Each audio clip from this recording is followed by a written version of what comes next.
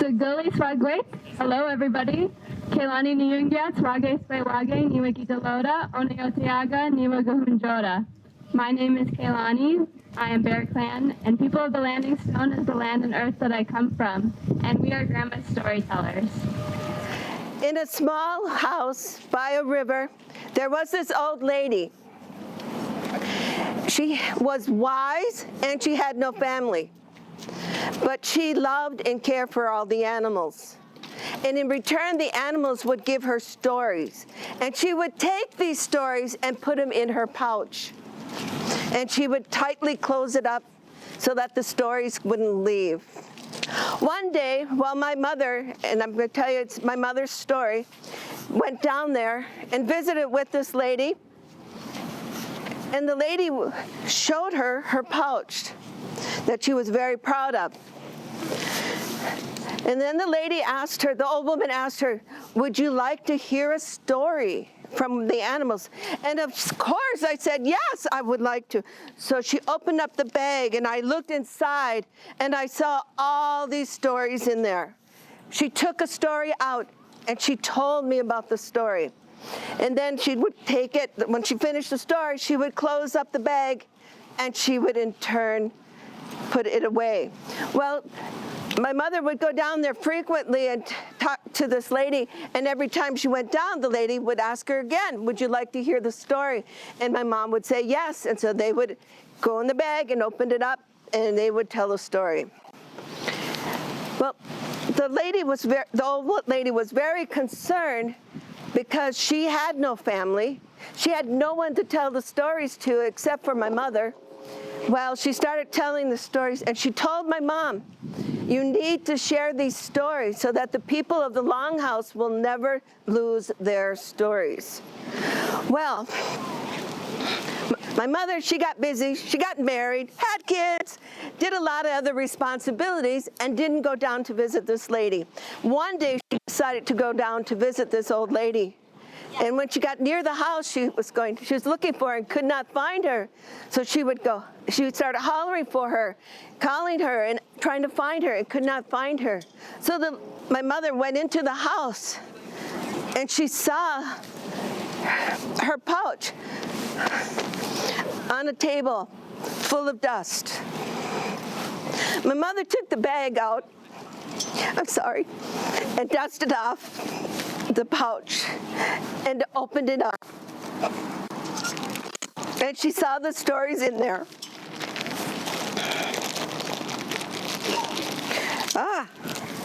But what she also found was on top of all the stories was a cornhusk doll with long white hair.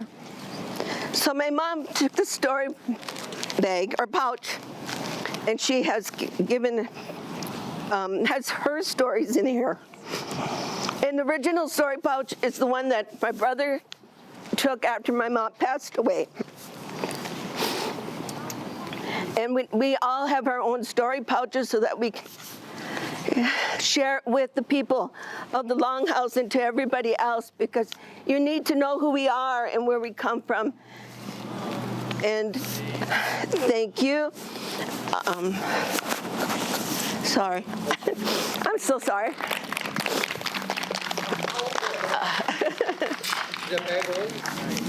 All right, she picked out a wolf. So now we're going to talk about how the wolf howls. So there's many different types of stories that we have. Some that will explain why things happen in nature, other things to explain our culture and our heritage, and some are just fun. But this one is about how the wolf howls. So again, we're going to encourage some participation, and I want everyone to howl with me, all right? So when I go, "Howl!" I want everyone else to do it, all right? 1, 2, 3, "Howl!" I want to hear some dogs barking at, out in the neighborhood. One more time. 1, 2, 3, "Howl!" All right, good job. All right, so a long time ago, we had night animals and day animals, and the night animals would always hunt at night. But at that time, we only had Grandmother Moon out, and she's never out all times. Sometimes she has to rest and she's not in the sky. And that made it very difficult for the night animals to hunt because there's no light. And so they went to the Creator and asked the Creator, we are not able to hunt every night when Grandmother Moon is not around. And it makes it really hard for us to find animals so we can survive. Is there a way that we can get light in the sky? And the Creator said, I will do something in the next few nights. So a few nights come by, and the Creator had a big sack. And he went up to the tallest mountain and he started putting up stars up in the sky. And he started making beautiful designs up in the sky. You can see bears, you can see all these different animals. And the wolf was noticing all these designs. He noticed the big bag that the Creator had. And he was wondering what was inside that bag. And so one night after the Creator put up the stars in the sky, he went up into the mountain and he started looking and found his bag and started looking in there. And what he found was starfish inside the bag. And he's like, wow, he's making stars out of these starfish. And then he heard the Creator coming, and it scared him. So he ran off. But when he ran off, he tripped over the bag of starfish, and he tumbled down the mountain with the starfish, the bag of starfish, and the starfish went all over the sky. And after the wolf stopped tumbling, he looked up in the sky and he saw all the starfish up there. It covered all of his beautiful designs. And then he started crying and started howling. So let's all do it together. 1, 2, 3. Ow! And the Creator heard him. He heard the wolf, and he's hearing that he's crying, and found him and says, Wolf, why are you crying? And the wolf said, you know, I was wondering why you're making the stars, how you're making it. And when you came down, I got scared and I fell over your bag. And look at the sky. It's all full of the stars now. It covers up all your beautiful work. And the Creator looks up in the sky and just thinks about it for a few minutes and says, well, you still can see my beautiful, the beautiful designs. And in the end, you helped me do my work faster.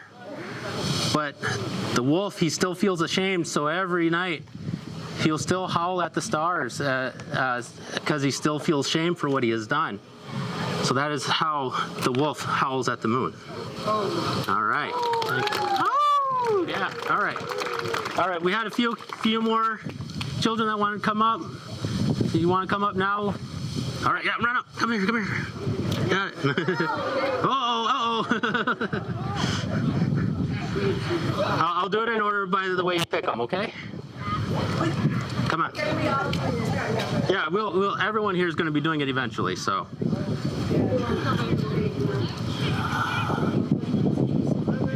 All right. Ooh, we got owl. That's a good one. That's a good story. And the bear. All right. Okay. I'm going to put these down. I can't, because then people are going to pick that again. Thank you. All right, so the first one is the owl.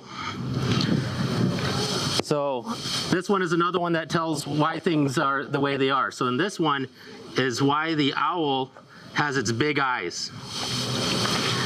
So when the Creator created all the animals, he made them all the way he wanted, except that he didn't give them tails yet. And he hid all the tails in a cave. And he asked the owl, who at that time had a longer neck, smaller eyes, and he was a day bird. And he asked the owl to watch for the tails, make sure no one steals the tails from the cave. And so owl did, and he was told to watch at night. Well, the first night he fell asleep, and some animals went in and stole some tails. And whoever was the quickest got the tail they wanted. And the Creator the next morning went and saw, that tails were missing from the cave.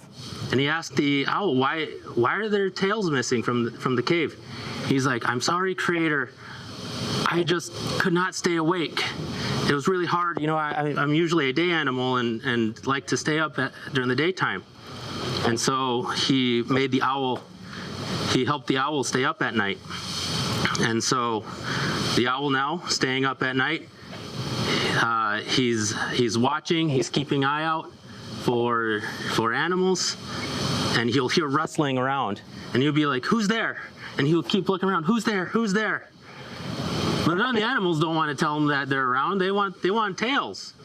So again, the more animals went in, got tails out, and then before sunrise, they were gone. And then Creator would see more tails are missing. He's like, Owl, you really gotta step up your game here. You're not keeping up. All these owls or all these animals are taking tails, and they're not the ones I wanted to give them. And again, the owl says, I'm sorry, I keep trying, but I can't see at night. So I'll hear things and I'll ask for who's around, but no one answers me. So then the Creator helped him by making his eyes big. He made his eyes grow so that way he could see at night. So that night, again, and he'll hear rustling, and he'll say, who's there? And he's looking around and he can see all the animals now. And so he starts chasing them. So that way he keeps them away from the cave of tails. And eventually the Creator gave the rest of the tails out. But that's how the owl got its big eyes, is that when the owl tried really hard to do his job and wasn't able to, they were able to, the Creator was able to give him the things he needed to do the things he needed. So that is how the owl got its big eyes. All right.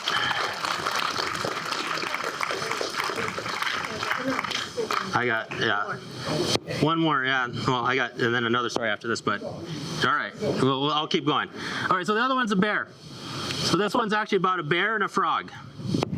And this is how we have our day-night cycle.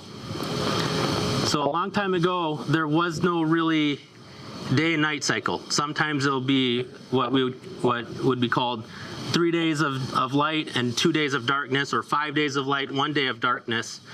It was just everywhere. So those who needed to gather food, the animals that needed to gather food couldn't gather food because they didn't know when it was going to be light or when it was going to be night. So they went to the Creator, all the animals went to the Creator and asked the Creator, can we have something that we can follow for day and night? And the Creator asked, how should we do that? Well, one of the animals, the bear, who's standing in for the night animals, would say, we need 10 days of darkness and 1 day of light.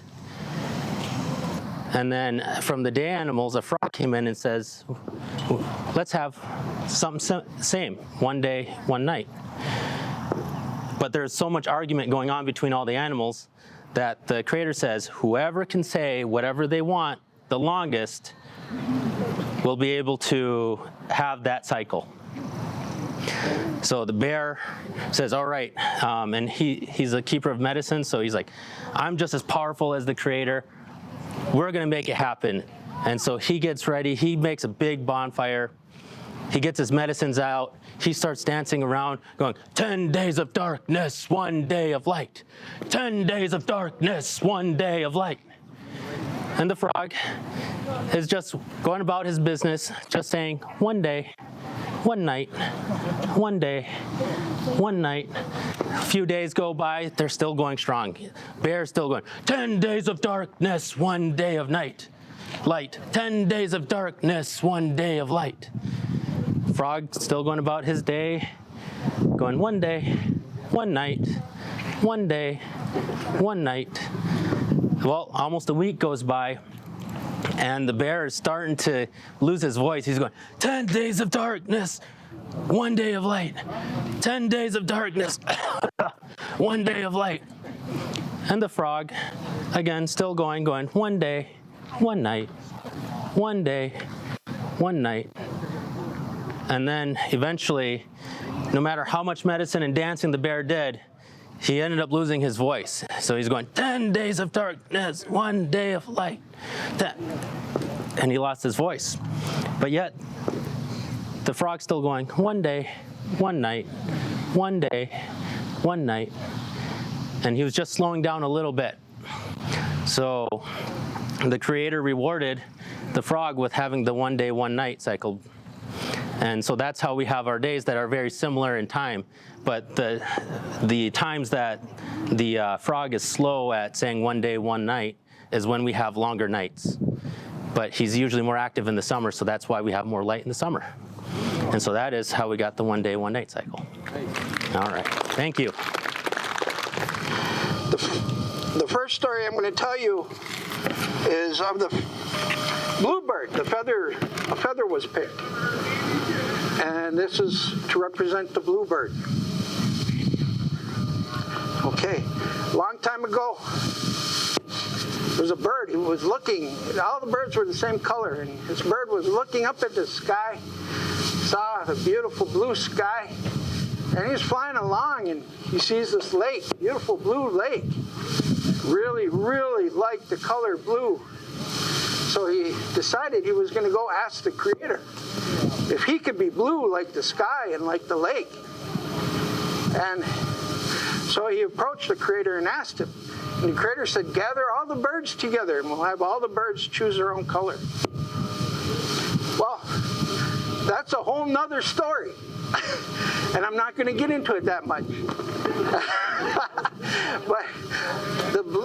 But the Creator told the bluebird, if you want to be blue, what you do is you fly to the deepest part of this lake, the middle of the lake, and you swim down and you dive down and you swim as deep as you can, and you come back up. And you do this for 3 days. That's 3. So, in the morning at sunrise, the bluebird he flew all the way to the deepest part of the lake, and he dove into the lake, and he swam down and dove down as deep as he could into the lake, and he couldn't dive any farther. And when he did, he came up. He saw a branch off in the distance, and he flew to that distance, and when he got to the branch, he sat on the branch, and then he gave thanks to the Creator for helping him become the color blue.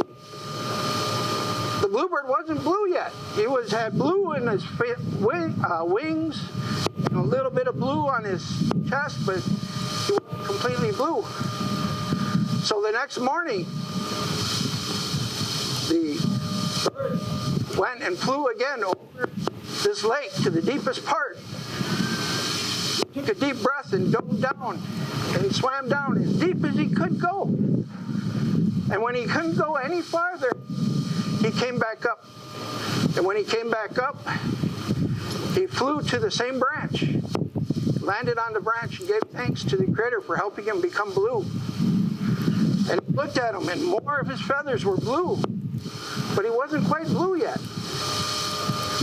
So, the next morning, sunrise, the bird again flew to the deepest part of the lake and dove in.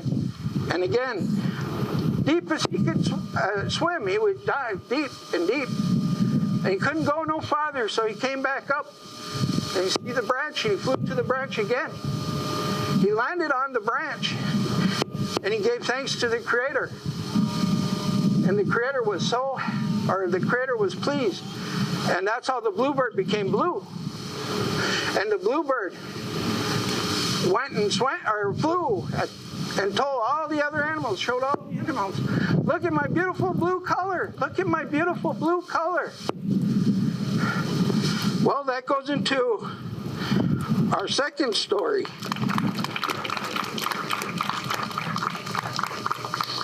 That is the story of the wolf. The wolf, hearing the bluebird and how happy he was being blue, and saw how beautiful the bluebird was, he wanted to be blue as well.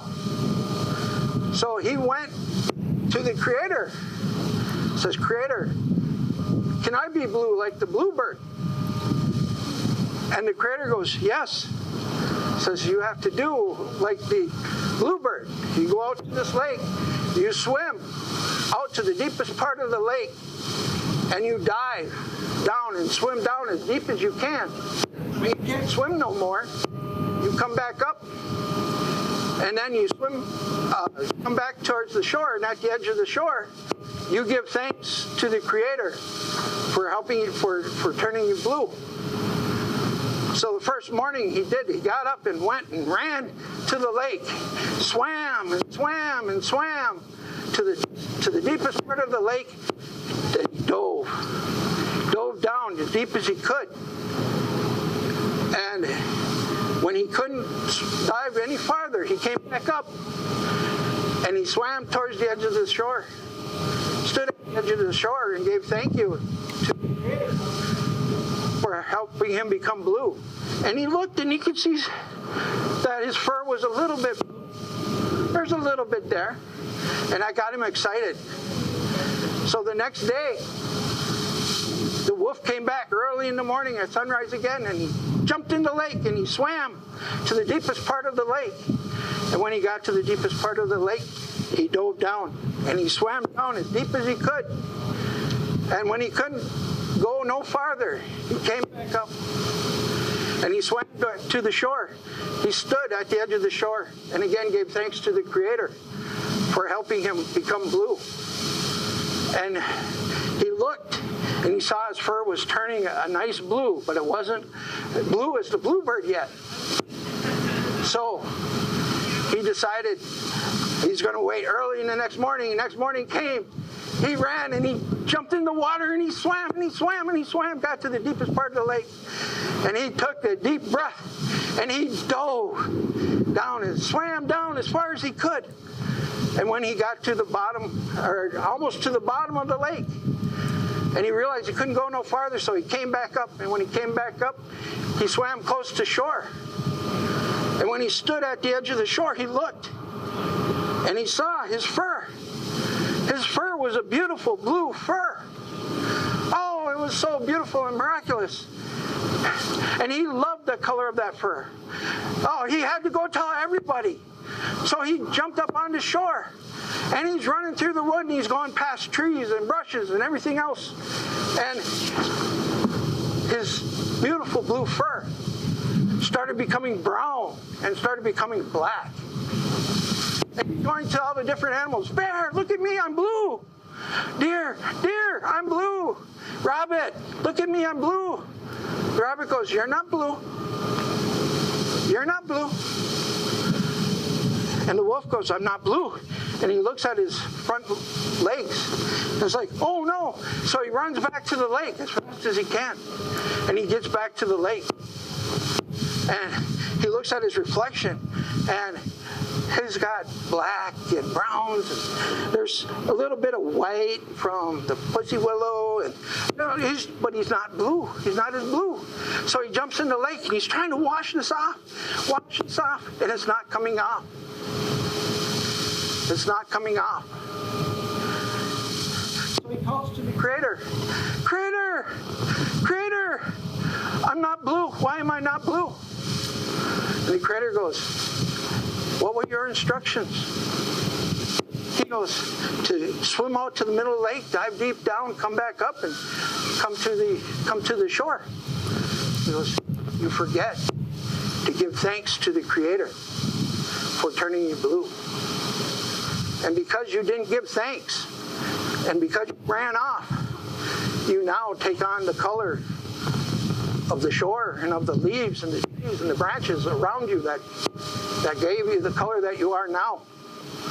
So if you look at a wolf, you'll see that they're dark, they're brown. But if you look at the lighter color of their fur, you'll see a tinge of blue. That's where that comes from, and that's how the wolf got his color.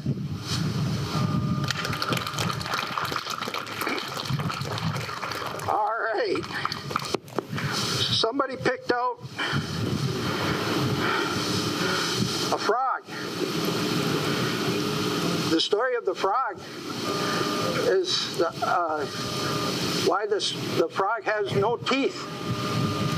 People don't know this, but a long time ago, the favorite food of the frog was the acorn, and he had teeth. And one day he was hopping down this trail, and he saw this acorn hanging on a branch, a beautiful, beautiful acorn. So he decided he wanted to eat that acorn. So he goes and he jumps, and he can't reach that acorn. He's got to try harder. So he gets down a little bit lower, gets ready, and he jumps up and just can't reach it. So he goes, I'm going to get it this time. So he gets as low as he can, and with all his strength, he jumps up and he tries to reach. And he just can not quite touch it. And he lands. And the chipmunk sees this. Chipmunk goes, that is a good-looking acorn. I'm going to take that and I'm going to save it for winter. So he climbs up the tree and goes over to the branch to where that acorn was, and he picks it and puts it in his mouth. And the frog goes, Chipmunk, that's my acorn. Chipmunk goes, you couldn't reach it. It's mine. And he crawls down, he runs down and climbs down the tree and takes off. Well, the frog wanted that acorn. So he decided to follow the chipmunk. So he follows the chipmunk, and he stays behind him, just far enough that the chipmunk can't see him. And he follows the chipmunk to a hole in a tree. And he watches the chipmunk go in to the tree. And chipmunk shortly after comes out and he looks to make sure that nobody seen him. And he didn't see the frog. So the chipmunk bounded off. Well, the frog is like, I'm going to go get my acorn. That's my acorn. I want that acorn. So he goes. And he goes inside this hole in the tree. And he sees his acorn. He goes, I'm going to eat this. So he takes it and he eats that acorn.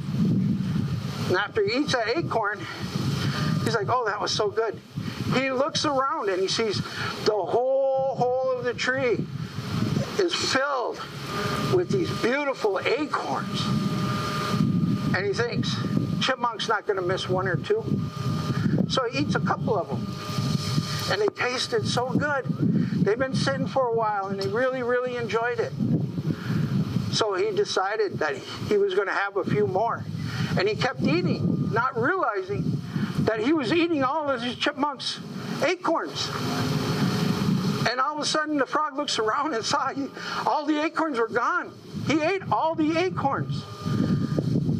Frog's like, I can't stay here no more. I have to leave. I don't want anybody to find out I ate all of the chipmunk's acorns. So he took off.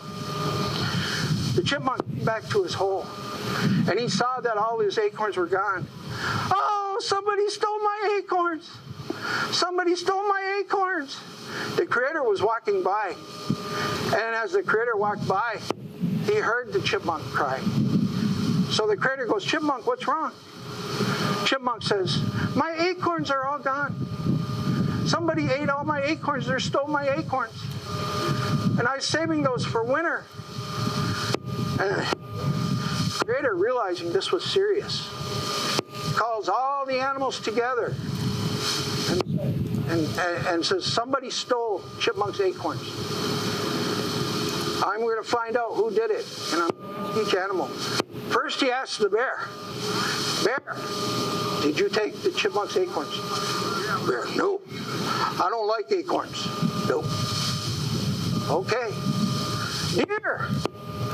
Deer, you eat acorns. Did you take Chipmunk's acorns? The deer goes, no, I can't get my head in there. Look at this beautiful antlers. I can't get in there. And one by one, he asked all the animals, and every one of them had an excuse why they didn't take the acorns. And he asked the birds. And the bird's like, no, we didn't take it. We're flying busy up in the top of the tree. That's at the bottom of the tree. So finally, all the animals were asked except for the frog.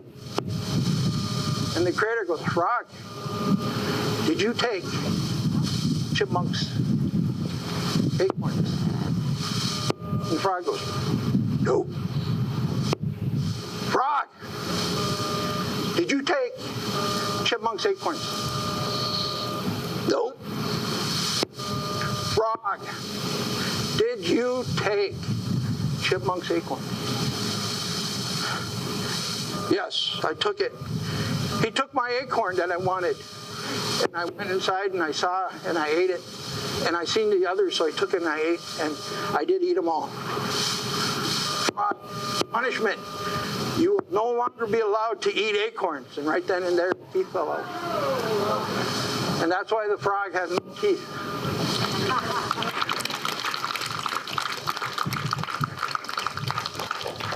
The last and final story is that of a bear. And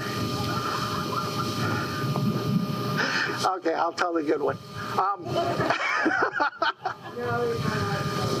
Oh, okay, I won't tell that one. Okay. There was a fox. It was in the wintertime, and he would stick his tail in the water, and he would wait for a nibble. And when he would feel a nibble on his tail, he would pull his tail out of the ice and out of the water, and there would be a fish there. And back then, the bear had a long tail. And the bear saw that saw the wolf do this. And the bear liked fish. So the bear goes to the fox and says, how are you doing that? How are you catching this fish? He goes, I just stick my tail in the water for a little bit, and when I feel a fish bite, I pull it out and flop it on shore. And then I can eat my fish. Well, the bear decided that he wanted to do that. And so he stuck his tail in, and he kind of swished it around a little bit, and he felt the little prickling of the fish biting on his tail. So he pulled it out, and there was a fish on the line. So he ate that. He goes, I wonder if I leave my tail in long, if I could catch more fish at one time.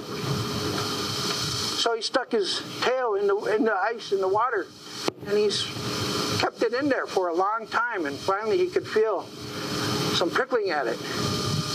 And then all of a sudden he's like, Here, his tail froze into the ice. And he couldn't get his tail out of the ice. So he tugged and tugged. Finally, he realized he couldn't stop, and so he asked the frog. He goes, the fox. He says, Fox, I can't get my tail out of the ice. So the fox knew that there were some dogs that would harass and give the bear a hard time. So he went and got those dogs back, and sure enough, the dogs started giving him a hard time, started biting at him, and he's trying to fight these dogs off, which he normally could do. But because his tail was stuck in the ice, he couldn't fight him. And he kept fighting, and he started pulling and pulling and pulling. And finally, while he's fighting these dogs, his tail broke loose. That's why the bear has a short tail.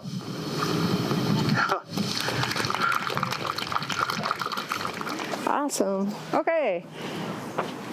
Sagoli, my name is Kim Nishimoto. Wow, that's not Oneida, is it? My husband's Japanese, or American, and we're all family. We're all come from Amelia. Cornelius is our mother, my mother, and my sister Linn, my brother Carrie. That's my son Adam, and my daughter Kehlani's over there. And if anyone's interested, she has some small storytelling bags for $5. Anyway, for a small fee. And she's doing beadwork. She does amazing beadwork if you're interested in that. Sorry. Okay. We come from Oneida. We're Oneida, who originally came from New York. And I have two stories. If I have two children that want to come up and pick the stories, that would be great. Do I have two volunteers? Anyone? Okay, we'll take this little girl here. Come on, go ahead. You guys can share.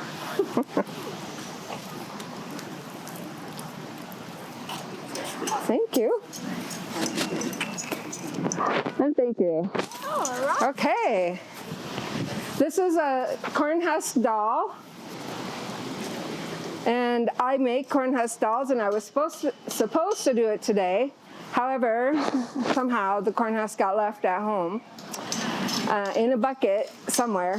We'll find it when we get home. We went to several grocery stores here in St. Croix, Hudson, and then we went across the river in Minnesota, and nobody had cornhusks, so I couldn't show you how to make them.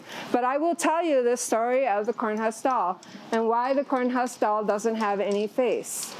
Well, a long time ago, when the creator first created the cornhusk doll, she had the power to walk and talk, and she had a beautiful face. She was one of the most beautiful creations that he ever created.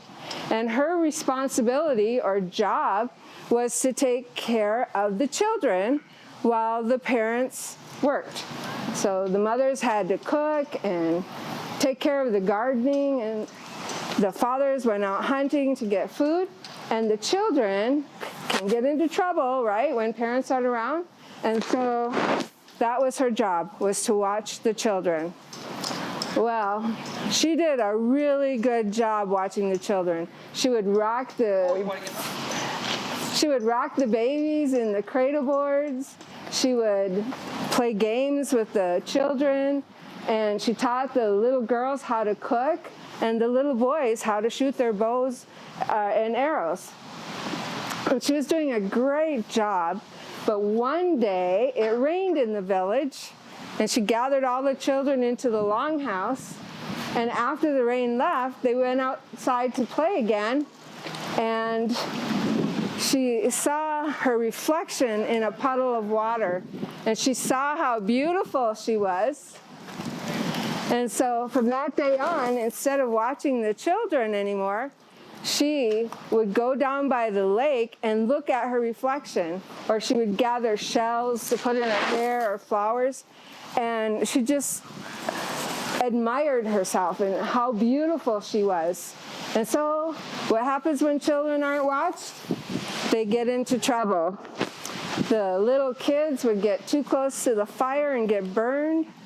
Sometimes they would get too close to the lake, and their feet, they get their moccasins all muddy. The little boys would shoot their arrows, and they would go into the woods and get lost. And so the parents became very angry because she wasn't doing her job. So they called to the creator, and they said, "Creator, the little cornhusk doll isn't doing her job." And so the creator talked to the little cornhusk doll and said, "Why aren't you watching the children like you're supposed to be?" And the cornhusk doll says, "Well, I'm so beautiful, the children should be watching me." Well, the creator was very angry at the cornhusk doll. So he took away her power to walk and talk, and he took away her beautiful face. And so from that day on to this, we still make our cornhusk dolls without faces, and that's to remind us that we each have a job or a responsibility to do, and that we're not supposed to be vain. Thank you. All right, the other object that was pulled out was a stone, and this stone represents the Oneida people, or the people of the standing stone, Oneida. And what happened was, a long time ago, we used to live in villages, and we would hunt and garden in an area, and when the area's ground became unfertile and the animals became scarce, we would move around to different places. Well, every time we moved, there was this large stone that would follow the Oneida people. And so they wondered why this stone was following them. They never knew how it got there, because the stone was too large for one man, and it was even too large for 20 men to move. So they didn't know how it got there, but they decided that this stone was protecting them and keeping them safe. And so the Oneidas took on the name Oneida, or the people of the standing stone. And that's the end of my stories. Thank you. Just kind of tell you a little bit about storytelling. My mother was known as one of the ladies who did storytelling. Her name is, as she said, is Amelia Cornelius. And then Brian Dockstader was another storyteller in our community. My mom, a wonderful lady that she is, she double booked herself and said, Lynn, you're going over here to tell stories and I'm going over here. So that's how I got into telling stories. I'm gonna, this one can have many children come up if they would like to volunteer. Anybody? Anybody? Any? Sure, come on. I have lots of stories. Now you have to understand, I've been telling stories a lot longer, and since my mom passed away, I haven't told any stories, so it was like, it's about time. Okay, we got a bear.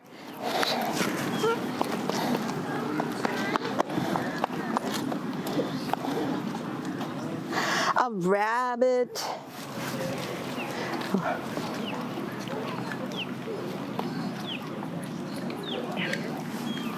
A turtle.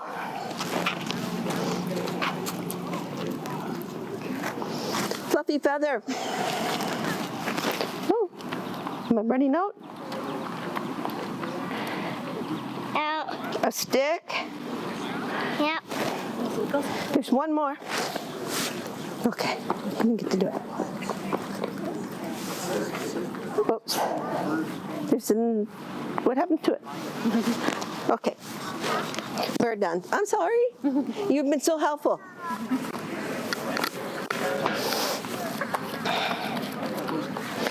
The story I'm going to start off with is with my flute, and that is it's a little stick in here to remind us of how the Native American flute came into place. A long time ago, there was this bird who loved to listen to the wind as it would rustle through the leaves.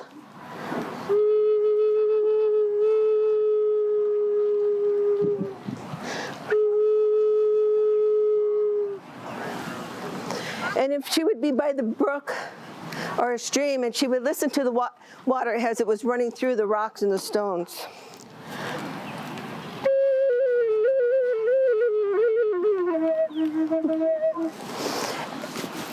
And this bird wanted to have his own song. So he went to the Creator and asked the Creator, Creator, can I get my own song like the wind has when it goes through the grass, or the brooks as it flows down the stream? And the Creator said, yes, you can have your own song. But tomorrow, I want you to come meet me by the big stone, and I'm going to have you fly in the sky, and I will give you your song. Well, that bird, he was so excited because he was going to get his own song, and he was telling all the other birds, Creator's going to give me my own song. I'm going to get my own song. Well, the other birds turned around and said, well, we want our own song. So they went to the Creator. And the Creator called all the birds together by this big stone. He said, tomorrow when the sun rises, I want you guys to come in and fly high into the sky. And the bird who flies the highest will get the sweetest song. Oh, the eagle was so excited. I'm going to get the sweetest song because I'm the biggest bird. I'm the one who can fly to the Creator. And he was telling everybody that he was going to get the most beautiful song. Well, this little bird, we're going to call, and he's a little brown thrush, he cried, oh, I don't know how I'm going to outfly the eagle. I do want the sweetest song. I just don't know how I'm going to fly high. Well, in the morning, when the sun was coming up, all the birds gathered by this big rock. Well, everybody's so excited, and the eagle is just like, oh, I'm going to get it. And the little thrush said, well, if I crept into the top of his hair, he won't even notice me. That's what he did. Well, the Creator said, all right, birds go up, fly in the sky. And it talked about the different birds all flying up in the sky. And one came down, and his was given this name.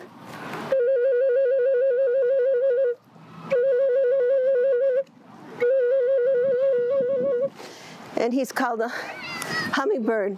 And it talked about all the different birds as they were coming down and they would go before the Creator, and He would give them their songs, and they would have different sounds.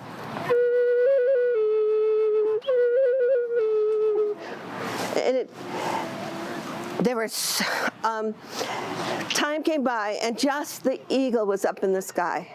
And he was so excited because he goes, I get the sweetest song. I really get the sweetest song. And he goes, I'm going to fly just a little higher so everybody can see it. Me get the sweetest song. As he gets tired, he starts turning down, coming down before the Creator. The little brown thrush takes off. And the eagle's so tired that he could not catch up to the little brown thrush. And he started going, you cheat, you cheat, you cheat.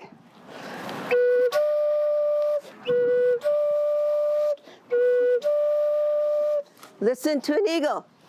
They don't have a song, they just screech, okay? That's to remind that little brown thrush how he got his song. Now, the little brown thrush thought about it. He goes, realized that he did cheat and he didn't want to come back down. He goes, if I could only stay up here.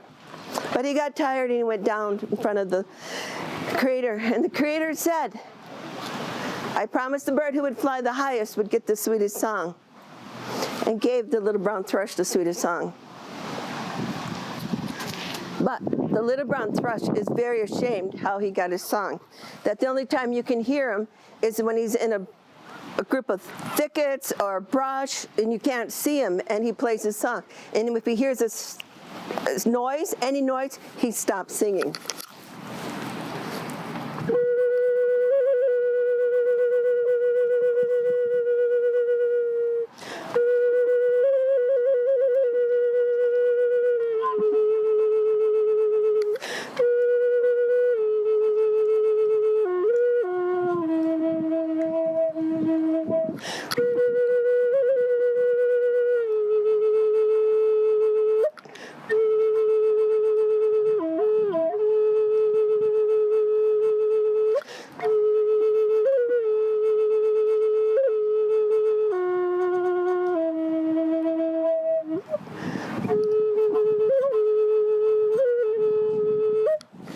It's the song of the little brown thrush.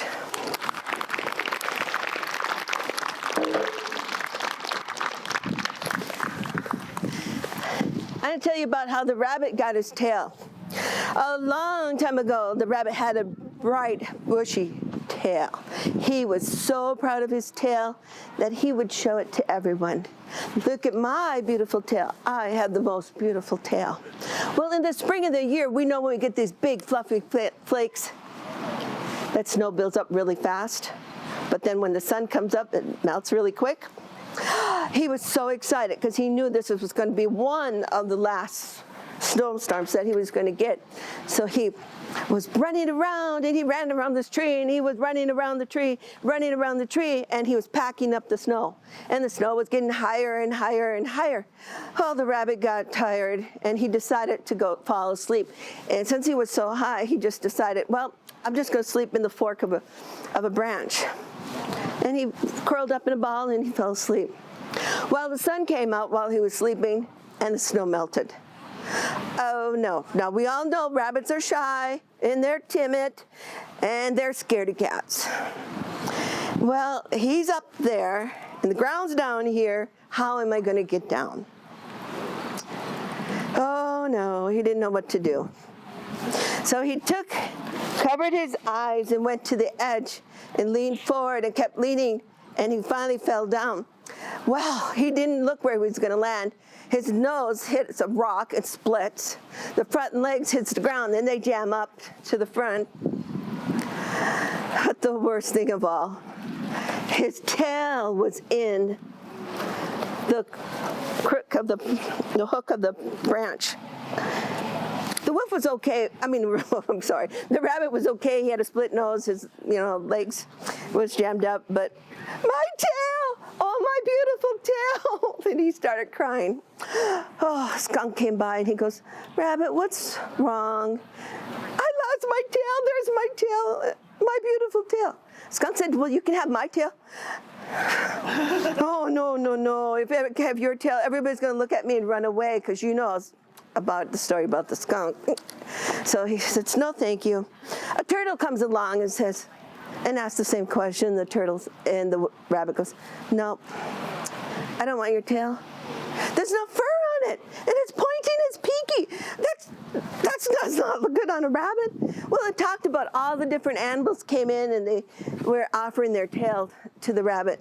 Finally, the eagle came down, and he heard the rabbit, and he asked the rabbit what's going on, and he told him what happened. He said, but my beautiful tail, I miss my beautiful tail. The eagle thought for a while, and he took one of his plume feathers, and he put it on the rabbit of the tail. He said, that is going to be your tail from now on. So in the springtime, when you see pussy willows, it's to remind you how the rabbit got his tail a long, long time ago.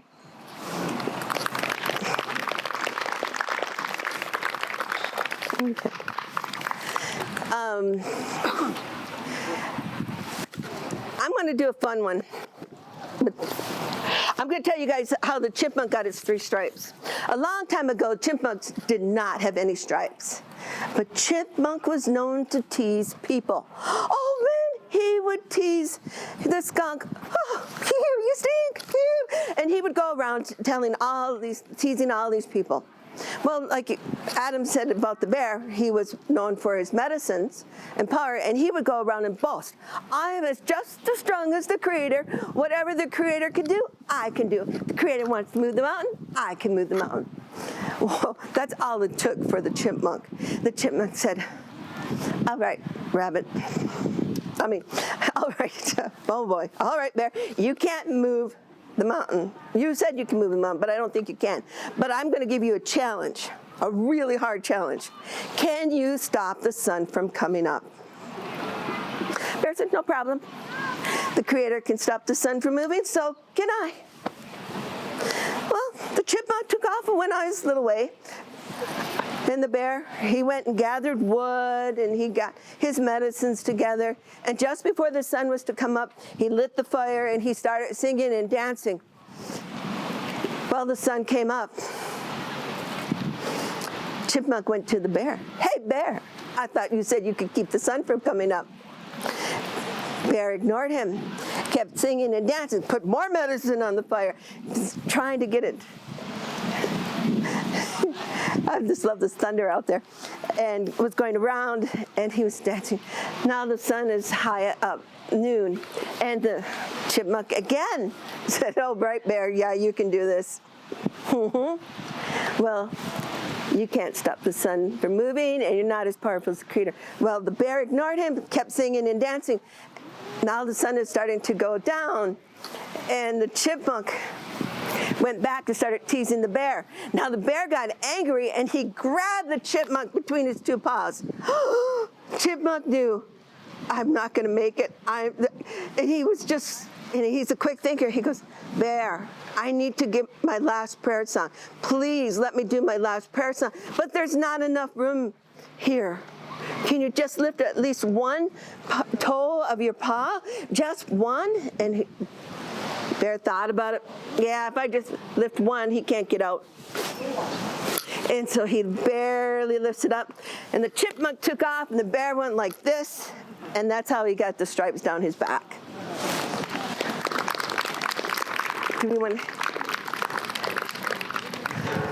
So the last story that I'm going to tell you is one of my favorites, called the Turtle War Party. So we are going to learn a quick song, the war song. So it goes, hey ya, hey ya, hey ya. Everyone with me? Hey ya, hey ya, hey ya. All right, so a long time ago, the turtle, he wanted glory. He wanted to be known for something. So he decided what's best to do than to declare war on man and beat man. So he put on his war paint, got in his canoe, and went off singing shoved off into the river, going towards man's place, singing the war song. Hey ya, hey ya, hey ya. It's just a little bit down the way, he finds Porcupine. Porcupine's hearing Turtle singing a war song, and he asked Turtle, why are you singing a war song? And the turtle says, I have declared war on man. And the porcupine said, asked if I can join. He's like, can I join? And the turtle asked, well, what can you do? Well, I can run in between man's legs and shoot my quills at them. And turtle's like, yes, I need to have that. Yes, you can come along. And so the turtle paddles up to shore. The porcupine carefully climbs into the canoe, and they shove off, singing the war song. Hey-ya, hey-ya, hey-ya. And they get a little bit further down the way, and they see a snake. And the snake was asking, turtle, porcupine, why are you singing the war song? Well, the turtle explained that they have declared war on man, and the porcupine said that, you know, they're mean to my people, or mean to my kind. They try to beat us over the head. And the snake said, wow, that's similar to me too. When they see me, they either run away or they try to hit me with a stick. And can I join? And turtles asked, what can you do? Well, I can bite them with my venomous fangs. And turtle's like, yes, yes, you can join us. They go to shore. The turtle slithers into the canoe, and off they go again, singing the war song. Hey-ya, hey-ya, hey-ya. Well, they're almost to man's house now, and they run into Skunk. And Skunk hears the war song, and he asks them, turtle, porcupine, snake, why are you singing the war song? And the turtle explains that they have declared war on man. And the skunk asks, can I join? Every time they see me, they want to kill me because of my tail. It stinks. And they're like, well, yeah, we know it stinks. And definitely you can join us. We can use that. So again, they go to the shore. The skunk carefully goes in, and they row, and they shove off, going to man's house singing the war song. Hey-ya, hey-ya, hey-ya. Well, it's about nighttime when they get to man's cottage. So they all get out of the canoe, they hide the canoe, and they all hide. So the porcupine is out it hides right by the door, so when man comes out, he can shoot them right away with the quills. The snake hides in the corn, so when man comes out to get corn to eat, he can come out and bite the person. And then the skunk hides in the logs, so that way if they come build fire, he can come out and shoot them with a spray. And the turtle decides to hide in the fire, or near a fire pit, so when they build the fire, he can come out and bite. So they all get in their hiding spots, they all sleep. The next morning, it comes out, and then instead of man coming out, it was man's sister comes out. And she opens the door, it startles the porcupine. He sees the sister comes out, and he shoots out his quills and hits the sister right in the legs. And now she's running around screaming, and she's trying to take out all the quills out of her legs. Well, the man's sister's other sister came out. She sees the porcupine and tries to hit it with a stick, but scared off the porcupine. And she talked to her younger sister, who's running around trying to pick out the quills out of her legs, says, keep going, try to find a place to sit so you can take out your quills, and we'll get you some medicine, but first I'll get some fire going. And so she goes and sees we're getting the rain. She goes to the firewood, and the skunk pops out and sprays. Now she screams, and it scares the skunk too, and he runs off. And the last sister came out, sees what's happening, it's all crazy, and then she gathers some wood. She's going to go take it to the firewood, but she's like, wait, I should get the corn. And she opens up the basket, and she sees snakes slithering in there, but the snake hasn't seen her yet. So she takes a big rock and throws it into the basket and kills snake. Well, by this, all the commotion going on, man finally comes out. He sees what's happening, and he says, I'm going to go build a fire. So he goes, builds the fire. And as he gets the wood down, the turtle snaps down on his foot. And he's like, let go of me, turtle, let go. And turtle's like, no. And as he went on, he's like, if you do not let go, I'm going to drown you in the river. And he says, no, don't do that. Don't do that. But that's exactly what he did. And the turtle swam to the other side of the river. He gets to the other side, and he says, I should not have done that for glory. I should be just content with who I am.